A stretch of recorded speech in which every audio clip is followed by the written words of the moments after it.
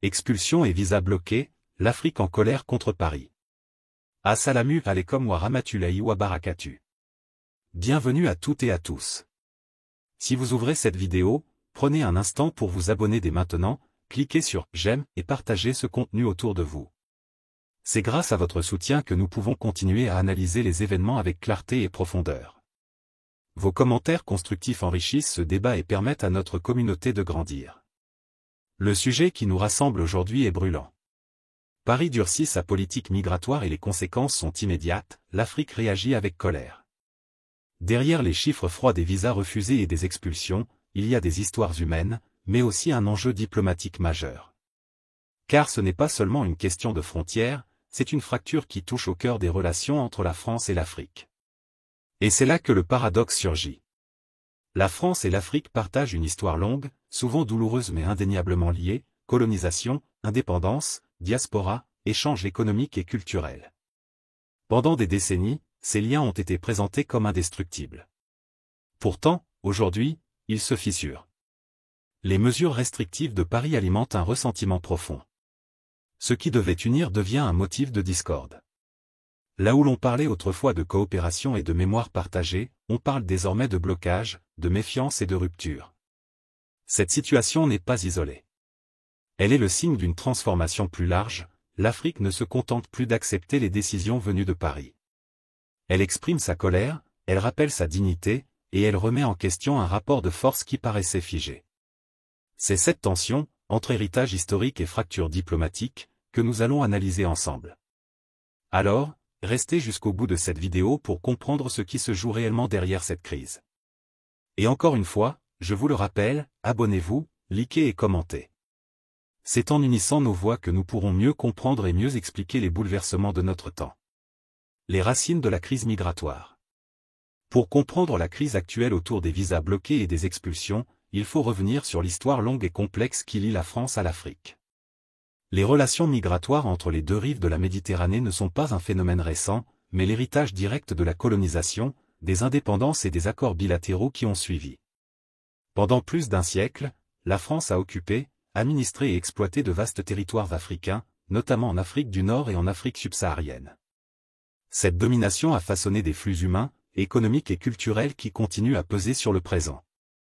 Au lendemain des indépendances, dans les années 1960 et 1970, la France a eu recours à l'immigration africaine pour soutenir sa reconstruction et accompagner son essor économique. Des accords bilatéraux avec l'Algérie, le Maroc, la Tunisie et plusieurs pays d'Afrique subsaharienne ont facilité la venue de milliers de travailleurs, qui ont contribué à bâtir la France moderne, dans les usines, les chantiers et les services. Cette immigration n'était pas une faveur, mais une réponse à un besoin économique vital pour la France d'après-guerre. Avec le temps, ces travailleurs se sont installés, ont fondé des familles et donné naissance à une diaspora importante. Aujourd'hui, la présence africaine en France n'est pas marginale, elle représente plusieurs millions de personnes, issues de l'Algérie, du Maroc, de la Tunisie, du Mali, du Sénégal, du Cameroun ou encore de la Côte d'Ivoire. Cette diaspora n'est pas seulement un groupe démographique, elle est aussi une force sociale, culturelle et politique, qui influence la vie publique française et incarne un lien humain indissoluble entre les deux continents. L'immigration est donc plus qu'un simple mouvement de population, c'est une mémoire partagée, parfois douloureuse, souvent conflictuelle, mais profondément enracinée. Chaque décision de Paris concernant les visas ou les expulsions ne touche pas seulement des individus, elle réveille ce passé colonial et ravive le sentiment d'une relation déséquilibrée. Lorsque la France réduit drastiquement l'accès à son territoire pour les ressortissants africains, le message envoyé dépasse la simple gestion migratoire, il semble remettre en cause des décennies de liens historiques et de sacrifices communs. C'est cette profondeur historique qui explique pourquoi la crise actuelle est si sensible. Elle n'est pas seulement le produit de la politique contemporaine, mais l'écho d'une longue histoire où l'Afrique et la France ont été liées par la contrainte, l'économie et l'humain. Comprendre cela, c'est comprendre que l'actuel durcissement migratoire n'est pas une simple mesure administrative, c'est une fracture symbolique qui interroge l'avenir même des relations franco-africaines. La décision française de réduire les visas, 2021. La crise actuelle prend racine dans une décision retentissante annoncée par Paris en septembre 2021, la réduction drastique du nombre de visas délivrés aux ressortissants de 3 pays d'Afrique du Nord, l'Algérie, le Maroc et la Tunisie. Officiellement, cette mesure avait un objectif clair, exercer une pression politique sur ces États jugés peu coopératifs dans la réadmission de leurs ressortissants en situation irrégulière en France. Mais au-delà des chiffres, cette décision a déclenché une onde de choc diplomatique et symbolique, perçue comme un affront direct dans les capitales africaines. Les chiffres parlent d'eux-mêmes.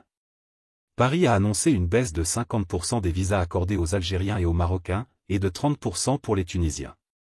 En pratique, cela signifiait que des dizaines de milliers de demandes de visas, qu'elles soient pour des étudiants, des chercheurs, des familles ou des entrepreneurs, allaient être refusées.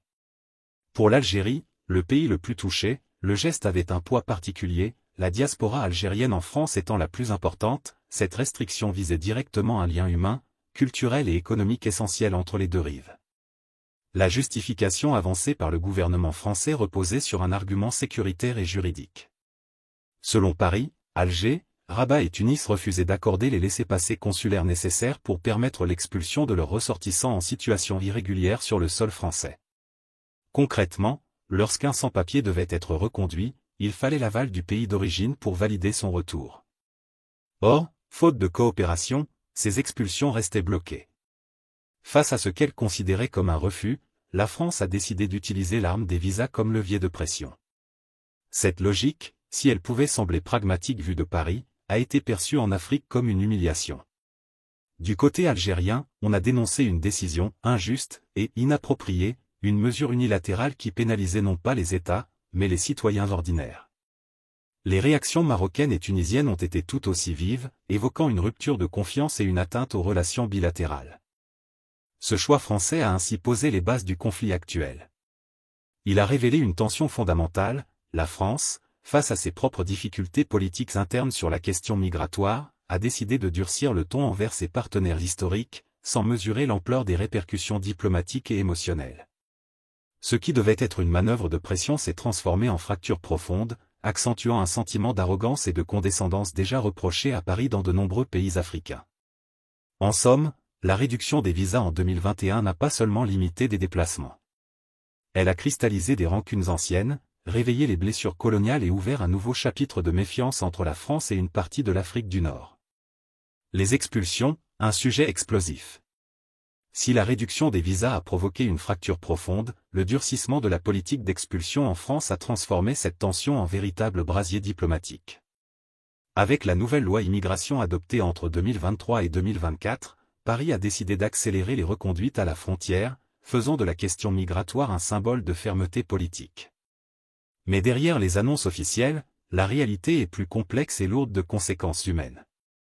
La cible principale de ces expulsions est clairement identifiée, il s'agit des sans-papiers et des déboutés du droit d'asile, des hommes et des femmes installés depuis parfois plusieurs années, qui n'ont pas réussi à régulariser leur situation.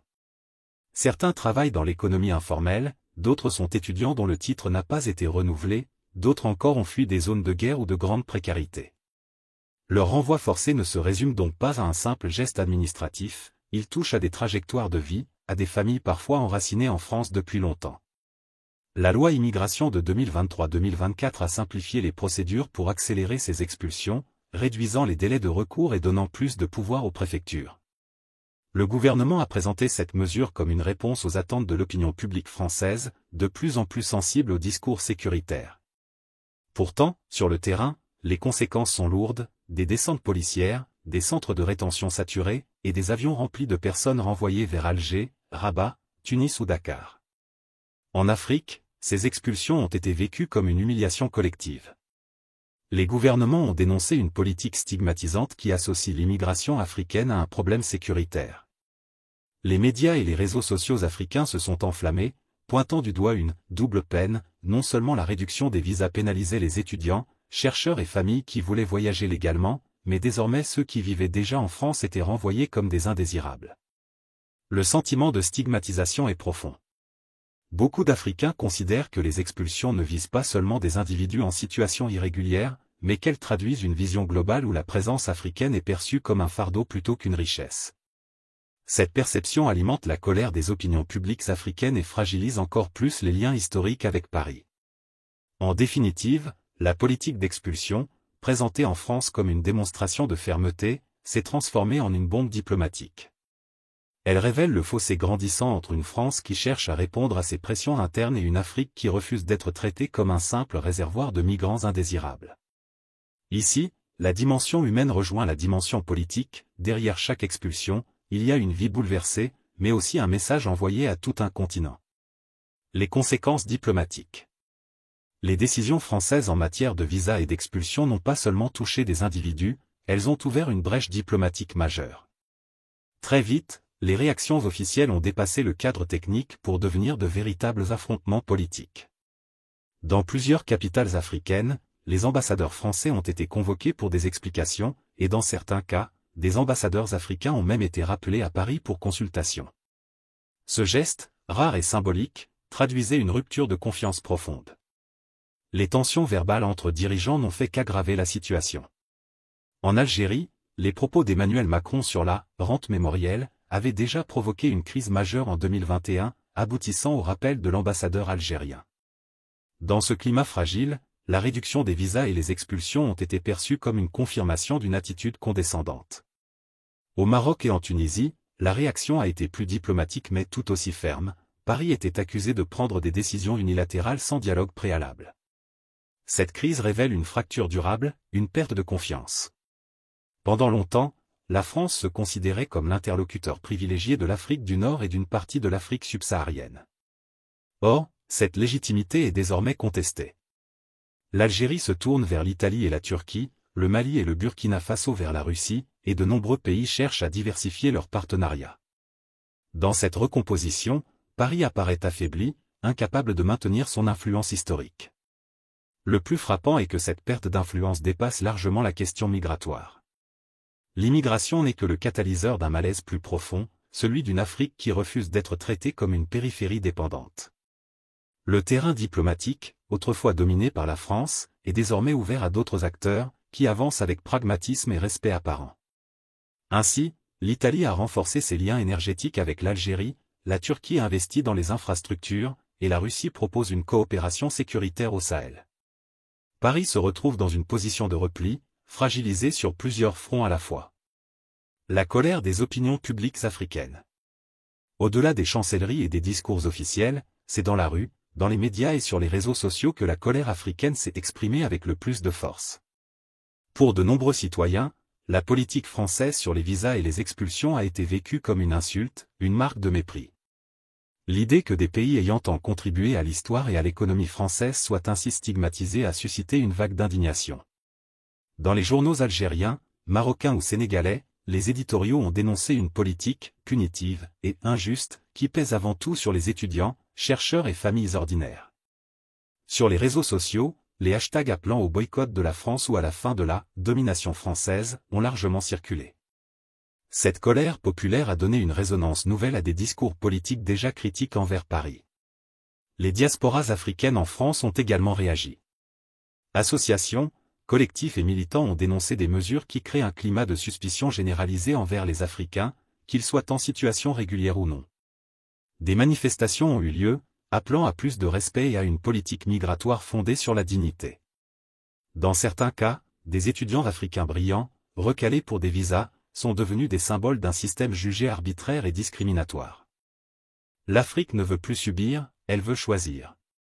Face à cela, la France est confrontée à un dilemme historique, persister dans une logique de fermeté unilatérale, au risque d'accélérer son isolement, ou accepter d'entrer dans une ère nouvelle, celle d'une relation d'égal à égal, fondée sur le respect et la coopération. C'est pourquoi il est essentiel de ne pas réduire cette crise à une simple querelle migratoire. Elle est le miroir d'un changement d'époque. Une génération entière en Afrique et dans la diaspora réclame reconnaissance, justice et dignité. L'avenir des relations franco-africaines dépendra de la capacité des deux rives à entendre ce message et à en tirer les leçons. Et c'est ici que votre rôle, en tant qu'auditeur et citoyen, devient crucial. Si vous pensez que ce sujet mérite d'être entendu, abonnez-vous dès maintenant, likez cette vidéo pour lui donner plus de visibilité, commentez avec vos analyses pour enrichir le débat, et partagez-la autour de vous. Chaque geste de votre part contribue à faire grandir cette communauté et à donner du poids à une parole qui refuse de rester dans le silence. Terminons par une invocation, afin que cette réflexion ne reste pas seulement politique mais aussi spirituelle. Que Allah nous accorde la dignité dans nos choix, la clarté dans nos analyses et la fraternité entre les peuples. Amin.